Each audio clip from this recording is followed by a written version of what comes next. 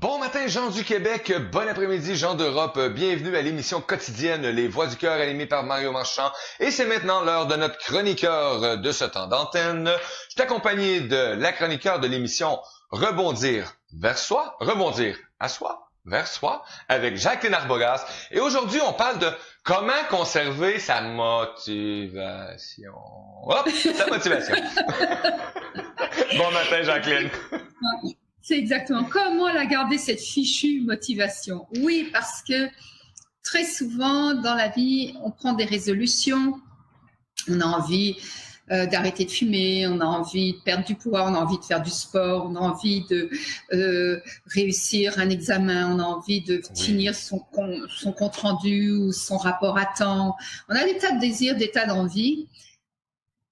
Combien aboutissent à moins vraiment d'être tenu par quelque chose de, vous savez, la peur du bâton qui fait que si on rend pas son rapport à temps, eh ben effectivement, on va avoir des difficultés, des problèmes professionnels par exemple. Il y en a beaucoup qu'on laisse tomber en chemin. Et même des gens qui par exemple veulent bâtir une entreprise, faire leur propre métier, etc.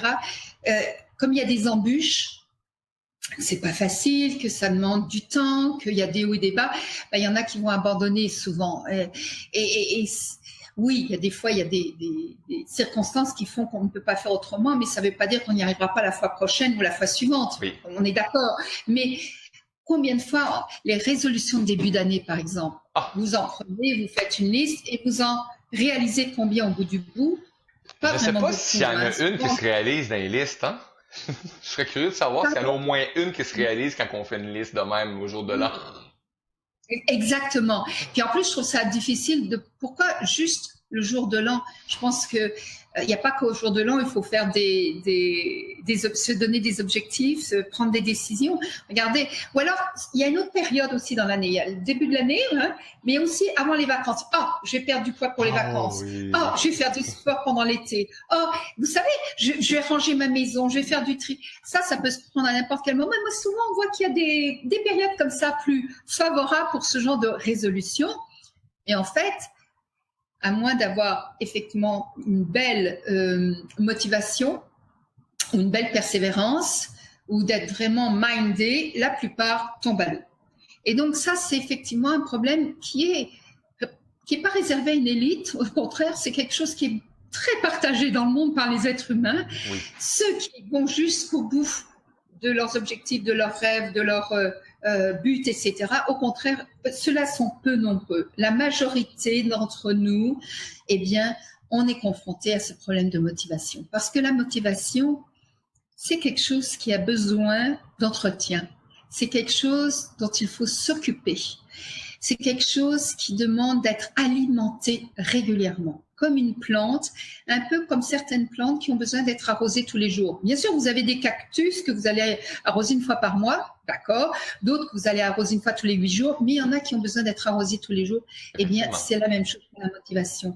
Et il y avait un chanteur, si je dis pas de bêtises, je regrette pour lui, je n'ai plus son nom en tête, mais qui disait que la motivation, c'est un peu comme prendre une douche. On en prend une tous les matins pour se sentir propre. Eh bien, la motivation, il faut se la réalimenter tous les jours, hein, parce que sinon, eh bien, elle va baisser. Donc, autant ça nous fait du bien pour notre santé, pour se sentir propre, pour se sentir bien, de prendre une douche tous les jours, autant pour réaliser des choses, eh bien, on a besoin d'alimenter notre motivation et de s'en occuper, de s'en préoccuper. La nourrir, bien la nourrir. Il faut bien la nourrir. En plus, autre chose, c'est que OK, vous avez un outil qui est, la visualisation. Ça, c'est un des outils pour maintenir sa motivation. La visualisation est un outil en or. Ça fonctionne excessivement bien, la visualisation.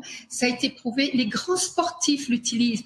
Par exemple, les grands skieurs qui font des slaloms géants, eh bien, ils visualisent leur descente, ils visualisent les tournants, ils visualisent là où ils ralentissent, là où il y a une bosse, là où ils doivent... Schumacher, s'il a si bien réussi, c'est que tous les circuits où il courait, il les avait appris par cœur dans sa tête et il visualisait son parcours à à tel endroit où il y avait un tournant en chicane, à tel endroit où il savait exactement ce qu'il devait faire à quel endroit, il le visualisait. Donc, ça sert énormément et c'est vraiment un outil simple et facile. Simplement, si vous visualisez une fois dans votre vie, c'est sûr que ça va pas fonctionner. C'est comme tout, il faut pratiquer. Faut pratiquer. Donc, je vous dis pas d'y penser 42 000 fois dans votre journée. Je vous dis pas d'y penser tous les jours si ça n'est pas à propos pour vous, mais de penser régulièrement, OK, une fois par semaine, j'ai tel projet, où j'en suis, par rapport à mon but, je suis arrivée où? Et mon but, je le visualise. J'ai envie d'arriver, par exemple, pour les femmes. J'ai envie, il ne faut pas dire, petite précision pour mes auditrices, ne dites pas je veux perdre du poids. Parce que notre cerveau fonctionne en positif. Si je vous dis je veux perdre du poids, lui, le mot perdre ne lui convient pas. Il va penser poids, poids, poids, au lieu de penser que vous en voulez moins. Donc, dites je veux atteindre tel poids, ou je veux porter telle taille, ou je veux avoir atteint la silhouette avec telle mensuration qui soit réaliste et réalisable pour donner les bonnes informations à votre cerveau. Et oui, et déjà utiliser le mot perdre, Jacqueline, est un mot négatif. Tout à fait, tout à fait. De même, je veux arrêter de fumer. Ben, le cerveau, il voit fumer, fumer, fumer. Et non, ça marche pas assez.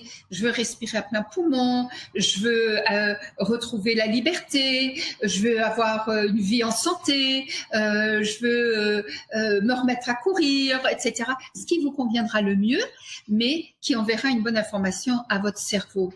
Donc, à un moment donné, pour en revenir à la visualisation, vous avez besoin de vous voir ayant atteint cette silhouette ou ce poids ou cette taille. OK, ça c'est votre objectif, vous visualisez. Pendant votre semaine, vous faites ce qu'il faut, le sport, l'hygiène de vie, les bons repas, etc. Puis une fois par semaine, vous faites le point. Ben, cette semaine, mon poids a stagné parce qu'il y a des moments où ça va stagner, même si vous faites attention. Puis là, j'ai atteint tel poids, ça a un peu descendu. Puis là, j'ai encore stagné. Puis là, ça. Et petit à petit, vous allez voir vos progrès. Et chaque fois que vous ferez ce point, voyez là où vous voulez aller. Voyez la silhouette que vous voulez atteindre. Voyez. Et bien sûr, si vous voulez une silhouette d'un mannequin qui mesure 1,80 m et qui pèse 50 kg tout habillé, ça ne marchera pas. Ça ne marchera pas. Comme je vous ai dit, il faut que votre objectif soit réaliste et réalisable. Et qui convient à votre situation, à votre corps physique, à vos paramètres, là. Hein? Bien sûr. Et vous pouvez avoir la même taille que votre voisine et qu'elle ait des os fins et vous des os épais. Oui. Bon. Et puis, vous pouvez avoir une physiologie qui est différente. On sait très bien, surtout, par exemple, dans des approches de santé parallèles comme l'homéopathie ou l'acupuncture, on sait qu'il y a des types physiologiques. Et pour un même symptôme, on ne donnera pas le même traitement aux personnes parce que leur corps ne réagira pas de la même manière. Vous savez très bien qu'il y a des gens qui ont toujours chaud et d'autres qui ont toujours froid, qui sont frileux. Vous avez des gens qui préfèrent le salé, d'autres qui préfèrent le sucré, et ainsi de suite. Donc, ça fait partie d'un ensemble. Hein. Mais globalement, la visualisation, par contre, elle reste universelle. Et donc, vous avez intérêt à l'utiliser. Donc, quand je vous disais qu'il fallait pratiquer, ben oui, la motivation, son entretien, ça se pratique. Vous ne pourrez pas rester motivé dans la durée si vous vous motivez une fois par an. C'est pas vrai. Vous vous motivez une fois par an au début de l'année, comme on le disait. Ah, je vais prendre des bonnes résolutions cette année. Ben oui, mais non. Oui, mais non. Quoi? Ça ne suffira pas. 24, 48 heures après, la plupart sont déjà à la poubelle. Oui. Effectivement. Parce que tu fais le mieux du temps des fêtes, tout se replacer. Et les résolutions, ben, inconsciemment, prennent le bord parce que t'étais pas sérieux, t'as pas mis en action. Tu sais, motivation, un mot qui finit par sion. Donc, c'est parce qu'il faut que tu mettes ça en pratique dans ton quotidien. Oui. Et un des éléments de base, c'est vraiment d'avoir un objectif précis et ça vaut la peine à ce moment-là, si vous voyez que vous ne réussissez pas quelque chose, d'aller voir quelqu'un, un coach ou un thérapeute comme moi qui va vous faire travailler votre objectif. Pourquoi? Parce qu'on se rend compte que quelquefois, consciemment, on veut quelque chose, mais inconsciemment, on a des freins, on a des blocages, on a des choses qui nous protègent. L'inconscient nous protège. Je vous donne un exemple précis. Un jour, j'ai un collègue psychologue qui a eu dans sa clientèle un homme qui voulait arrêter de fumer. Et il avait essayé plein de choses, les patchs, les cheap sheets, les gommes, les médicaments, etc. Puis, bon. La panoplie, le gros kit, là. Voilà. Donc, il s'est dit, j'ai un problème, je vais voir un psychologue. Ce collègue nous a raconté, parce qu'on travaillait ensemble, quand on avait des cas difficiles, on échangeait, c'était une sorte de brainstorming qui nous permettait de progresser. Et on avait étudié son cas ensemble. Il racontait à la fin que ils avaient déduit que cet homme, qui était un homme qui avait une position élevée dans une grande entreprise, ça veut dire qu'il était CEO, CIO, quelque chose comme ça, qui travaillait 50 à 70 heures par semaine, qui avait des grosses responsabilités, régulièrement, comme il était fumeur, il descendait parce que son bureau était dans un gratte-ciel, là, dans ces immeubles très hauts, ces immeubles à bureaux, comme on dit ici. Il était tout en haut, là. Donc, il descendait pour aller fumer dehors, là où c'était réservé aux fumeurs. Et ça lui faisait une pause, ça lui permettait de socialiser parce qu'il rencontrait des personnes des autres étages, ça lui permettait de s'aérer et de souffler, dans tous les sens du terme. Il soufflait par rapport à son travail, il faisait une pause et il soufflait sa cigarette. C'est ça. Il savait très bien que c'était pas bon pour la santé. Consciemment, logiquement, intellectuellement, il le savait et il voulait arrêter. Donc, ce qu'ils ont déduit avec notre collègue, c'est que, en fait, c'était un moment qui lui permettait de faire une pause parce que cet homme travaillait, je vous disais, 50 à 70 heures par semaine. Donc, les rares moments où il descendait, ben, c'était des moments de pause qui lui permettaient de recharger ses batteries.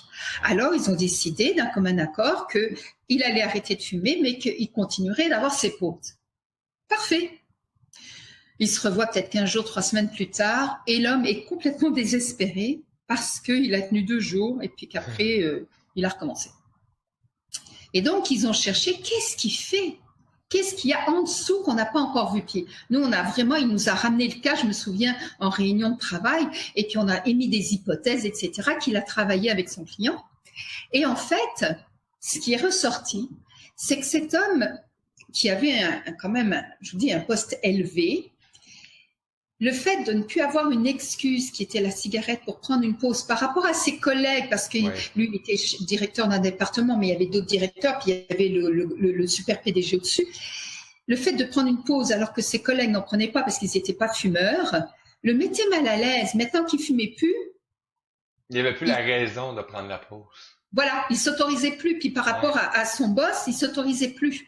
Parce qu'il y avait un problème par rapport à l'autorité, par rapport à l'affirmation de soi. Alors, il s'affirmait dans des tas de domaines dans sa vie, au niveau professionnel, il s'affirmait avec ses amis, etc. Mais là, face à l'autorité, puis le PDG qui était pour lui comme un père spirituel, il n'osait pas. Et ils ont dû travailler ça ensemble pour qu'il puisse accomplir son objectif. Donc, la motivation, elle était là quelque part, mais il y avait un frein. Donc, si à un moment donné, alors que vous sentez que votre motivation est là, consciemment, mais que vous n'y arrivez pas, posez-vous la question de est-ce qu'il n'y aurait pas quelque chose en dessous. Et n'hésitez pas à aller voir un coach de vie comme moi, un thérapeute, un psychologue qui va vous faire travailler ça, parce que sinon, vous allez vous heurter à un mur. Et votre motivation va s'écrouler comme un soufflet là qui retombe parce que arrivé à un moment donné, ben, vous en aurez assez de vous battre contre des moulins à vent. Donc ça vaut la peine de travailler son objectif. Et quand on parle à motivation à quelque chose, on dirait que de plus en plus, ça va devenir de plus en plus éloigné dans nos priorités ou peu importe, on est comme devenu habitué. C'est comme on parlait un peu dans une émission précédente, prendre des saines habitudes, mais des fois quand on s'aperçoit pas qu'on n'a pas une bonne saine habitude, on l'a quand même là. T'sais? Donc on est ancré. Oui, effectivement, quand on l'entretient cette motivation, elle sera de plus en plus présente, un peu comme une boule de neige qui, au fur et à mesure où on la roule, devient plus grosse. Mais si on continue pas de la rouler, cette boule, ou si on la laisse longtemps au soleil, ou si on n'en prend pas soin, ben elle va quand même à un moment donné fondre. Donc choses à faire quand même dans la durée. Et n'oublie pas que dans tout apprentissage, et se donner un objectif, c'est une sorte d'apprentissage, c'est une sorte de sortie de sa zone de confort, c'est une sorte de nouveauté. Ça va, il va y avoir l'enthousiasme. Je t'ai vu, oh ouais, j'ai envie de perdre du poids. Non, pas perdre du poids. Hein, je vous ai dit, il faut pas. Envie que, oui, ouais, c'est important. De réduire ma taille. D'atteindre tel poids. Bon. Au début, il va y avoir l'enthousiasme les premières semaines, et puis je vais essayer Watch Watchers, je vais suivre des bonnes recettes, etc. Puis à un moment donné, ça va retomber. Là, c'est là où on va découvrir que c'est difficile parce que ça demande du temps, parce que certains jours on n'a pas envie d'aller au gym, parce on est fatigué ou qu'il fait froid quand on est en plein hiver au Québec, c'est pas toujours évident, et qu'on a 42 épaisseurs sur soi, qu'il faut enlever les 42 épaisseurs et puis mettre ses affaires de gym et transporter tout ça. Oui, bien sûr, il y a des moments où ça va être plus difficile que d'autres. Ou comme, écoutez, je connais des personnes qui ont décidé qu'elles voulaient diminuer leur quantité d'alcool. Et elles ont réussi à tenir plusieurs semaines, vraiment, et puis faire ça de manière très chouette, très suivie. Oui, mais voilà, on était en octobre, novembre, arrivent les parties de Noël en décembre. Pas facile. Pas facile du tout. Les fêtes de Noël et avant tout les parties, pas facile du tout. Et c'est pour ça que moi j'en ai eu dans ma clientèle qui sont venus parce que ils avaient besoin d'aide pour conserver leur motivation, parce que c'était pas évident. Et du coup, je leur ai donné ce deuxième outil que je vais vous amener, c'est que le deuxième et le troisième outil. Le deuxième, c'est de parler de votre objectif. Parler de ce que vous voulez. Donc, comme ils en ont parlé autour d'eux en disant que en ce moment ils étaient dans un défi pour eux de réduire leur quantité d'alcool, qu'ils faisaient attention, que ça faisait partie d'un ensemble de décisions pour leur bien-être, pour leur santé, etc. D'en parler autour d'eux a fait que leurs collègues ont décidé de faire attention, de ne pas dire pourquoi tu bois pas, ou allez reprends un verre, ou allez bois un petit coup. Non. Et il y en a même qui lui ont amené du vin sans alcool. Il y en a d'autres qui ont amené des jus de fruits. Tout le monde s'est un petit peu mobilisé pour l'aider dans sa démarche parce qu'il en avait parlé, puis il avait parlé de ses difficultés, puis il avait parlé du fait que ça lui demandait des efforts et que voilà.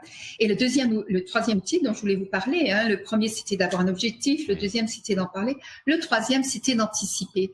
Et le fait qu'il ait anticipé cette difficulté momentanée, parce que les parties de Noël ça dure pas toute l'année, heureusement, on ne sortirait pas, et que les fêtes de Noël non plus. Mais le fait d'anticiper cette difficulté, ça fait que il s'est mieux préparé. Un peu comme, vous savez, ça, c'est quelque chose de classique au Québec, il y a du verglas l'hiver.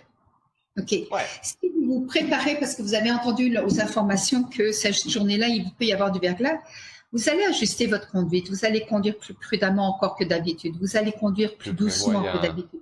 Et si vous avez appris à faire des dérapages contrôlés parce qu'on vous l'a appris, mais si jamais vous glissez, vous saurez comment bien réagir et pas avoir les réflexes qu'on a souvent qui vont à l'encontre d'un bon réflexe quand on est sur la glace, et ainsi de suite. Donc, le fait d'anticiper va vous permettre de mieux maintenir votre motivation. Comme pour cet homme, le fait d'anticiper que les fêtes de Noël, de Nouvel An et les parties de Noël durant tout le mois de décembre, ça allait être difficile pour lui, eh bien, il s'est préparé mentalement. Il s'est préparé et il a décidé qu'il allait effectivement s'acheter différentes boissons qu'il aimait, à base de jus de fruits, à base de comment on appelle ça, vous savez, ces produits un peu énergisants pour avoir quand même de l'énergie, parce qu'il voulait quand même être dans l'énergie du party.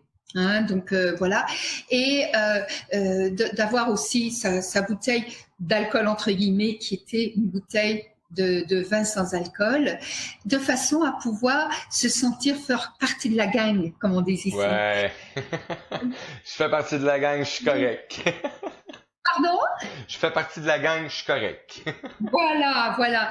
Et mais c'est important aussi c'est important aussi de se sentir, d'avoir pris ces choix-là, puis de se sentir bien en groupe comme ça, parce que sinon, tu vas t'isoler et tu vas Retourner. Ou se sentir à l'écart de la bande, ou se sentir, comment je dirais, décalé par rapport à l'ambiance, décalé par rapport au rire, aux blagues, etc. Parce que l'alcool, ça délie les langues, parce que ça change un peu les comportements, etc. Donc oui, ça pouvait jouer sur le vécu qu'il aurait de ces différentes fêtes. Et donc, il a décidé donc non seulement d'anticiper au niveau des différentes boissons que lui se ferait plaisir de s'offrir, mais aussi d'anticiper sur son état d'esprit. Quoi qu'il arrive, je veux m'amuser, je veux me libérer mon fou, je veux participer et on peut très bien avoir énormément de plaisir et beaucoup s'amuser sans avoir besoin d'avoir pris de l'alcool avant. C'est évidemment évident. Il y a des tas de gens qui prennent pas d'alcool dans leur vie et qui s'amusent énormément. Donc, ce n'est pas un critère absolu pour s'amuser dans la vie. Faut aussi prendre conscience de ça parce qu'il y a des gens qui ne pensent qu'ils peuvent s'amuser que s'ils ont, comme on dit, un coup dans le nez. Non. Oui, puis effectivement, mais ça vient aussi de racines aussi, de traditions, où que quand il y avait des parties, comme on dit, ben c'était là ce que les gens, les plus souvent, on les voyait se déchausser, hein, l'expression, parce que ils en profitaient pour prendre un coup solide, parce que c'était le temps des fêtes, ou c'était un party, mais tu réalises après coup qu'avec, bon, le temps, les années qui ont passé, ben t'as pas besoin d'avoir cette mentalité-là pour avoir ce plaisir. Et moi, j'aime bien mieux changer avec quelqu'un qui est un peu à jeun que quelqu'un qui est rendu trop paf. Exactement. Puis souvent d'ailleurs même ce que j'ai remarqué moi dans ces parties, c'est qu'il y avait des gens qui ne savaient pas avoir de limites et qui du coup devenaient ou trop collants ou trop bruyants ou carrément malades ou agressifs parce que l'action de l'alcool sur les gens est différente d'une personne à une autre hein, et donc tout le monde n'a pas les mêmes réactions et ça peut devenir même désagréable ou lourd. Donc bon, mais ça c'était un exemple, une parenthèse. Et moi je dis toujours, quand tu veux savoir la vraie nature d'un humain, saoule-les. Il y a d'autres manières de connaître la véritable dans les parties. Donc, c'est donc un élément qui était donc anticiper les difficultés et ou anticiper les moments où ça va être plus difficile, les moments où notre motivation va un peu flancher. Et moi, je me souviens d'avoir dit à une amie, on avait décidé de faire une activité ensemble, une activité régulière. Et je me connais un petit peu.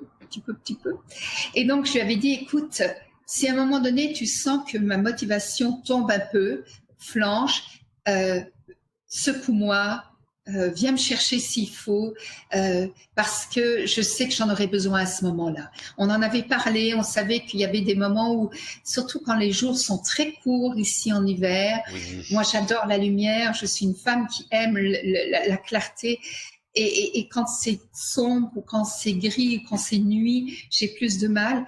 Et je le savais. Donc, je lui avais dit, écoute, c'est là où il faudra que tu m'aides. C'est là où il faudra que tu me soutiennes pour que je passe ce moment-là. Et elle avait besoin, par contre, non pas que je la soutienne à y aller, mais que je la soutienne, elle, pendant ces exercices, quand elle avait l'impression que c'était trop difficile ou qu'elle stagnait à un niveau, que je la motive pour qu'elle aille plus loin, qu'elle essaye un poids un peu plus lourd, qu'elle se dise que même si pendant un moment elle restait au même niveau, elle allait arriver plus loin. Donc, chacune, on avait nos moments un peu plus difficiles et donc on pouvait s'entraider mutuellement. Et ça, c'est aussi un élément pour garder votre motivation. Aller chercher des gens qui vont vous encourager, qui vont vous booster, qui vont vous donner le coup de pied aux fesses dont vous avez besoin par moment. C'est excessivement important parce qu'on est des êtres humains et qu'il y a un jour on est plus fatigué que l'autre ou qu'il y a un jour on a été soucieux ou qu'on a eu des choses à résoudre qui n'étaient pas prévues ou qu'on a eu des imprévus puis on a arrêté cette fameuse routine qui nous aidait. Ben, ils seront là pour nous tirer vers le haut et entourez-vous de gens qui croient en vous.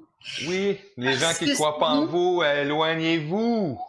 Exactement, parce que si vous avez un projet, ouvrir un magasin, ouvrir un restaurant, un salon de coiffure, monter une entreprise, grimper l'Himalaya, faire de l'équitation et que vous avez par exemple vous voulez faire de l'équitation ou de la danse et que vous avez du surpoids, beaucoup de gens vous diront, bah non, tu ne peux pas faire ça, t'as vu, ça va être trop difficile, ils vont vous décourager.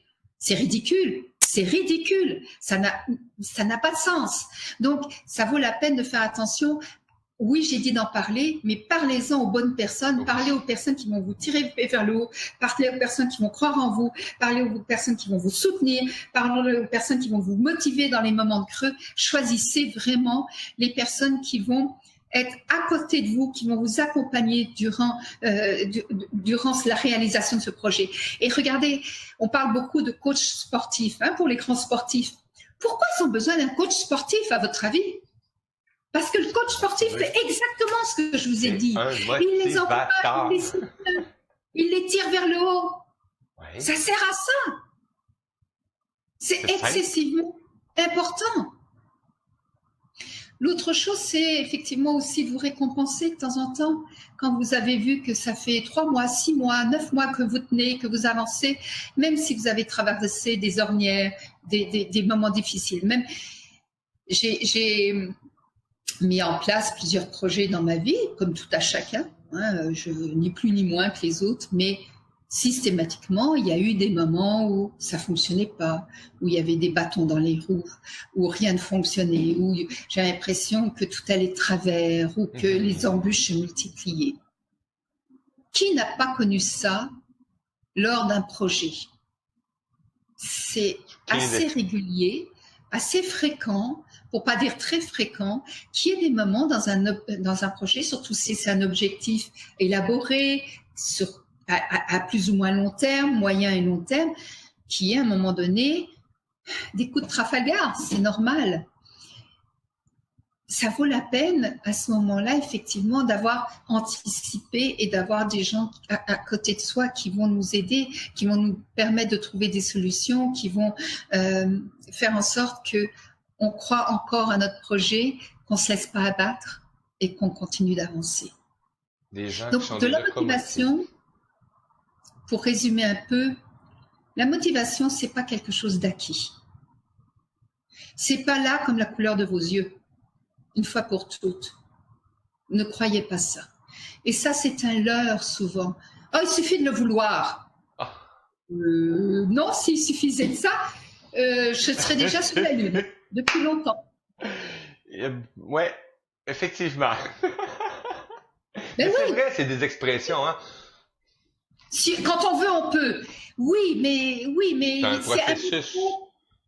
c'est trop lacunaire. Quand on veut, on peut, mais il y a tout ce qu'il y a derrière. Il y a tout le travail que ça demande. Il y a l'entretien de la motivation. Il y a les éléments pour entretenir la motivation. Ça se fait pas comme ça. C'est pas vrai. C'est pas vrai. C'est à l'heure. Pensez à la douche. Chaque fois que vous voulez être propre, vous allez prendre une douche. Et c'est pas parce que vous aurez pris une douche le lundi qu'il fera pas que vous en preniez une le mardi. C'est pas vrai. Parce que entre-temps, il aura fait chaud, vous aurez transpiré, vous serez sali, vous avez blablabla. Vous avez eu l'effet de la journée, tout est là. Oui, donc c'est ça. Mais la motivation, c'est la même chose. La motivation a besoin qu'on l'entretienne. Si vous avez ça en tête, si vous prenez conscience qu'une motivation, c'est quelque chose qui demande de l'attention, qui demande qu'on lui mette de l'engrais régulièrement, là, vous vous déplacerez des montagnes parce que vous saurez, à travers tout ce que je vous ai dit, à travers tous les outils que je vous ai donnés, que la maintenir, la perdurer, même l'amplifier, comme la boule de neige. Et vous en aurez les bénéfices. Donc, c'est vraiment quelque chose que je vous invite à prendre conscience, à mettre à travailler même s'il faut. Et je vous dis, regardez, je vais vous parler encore de mon programme, évidemment. Ça fait partie des traditions, ça fait partie de l'émission.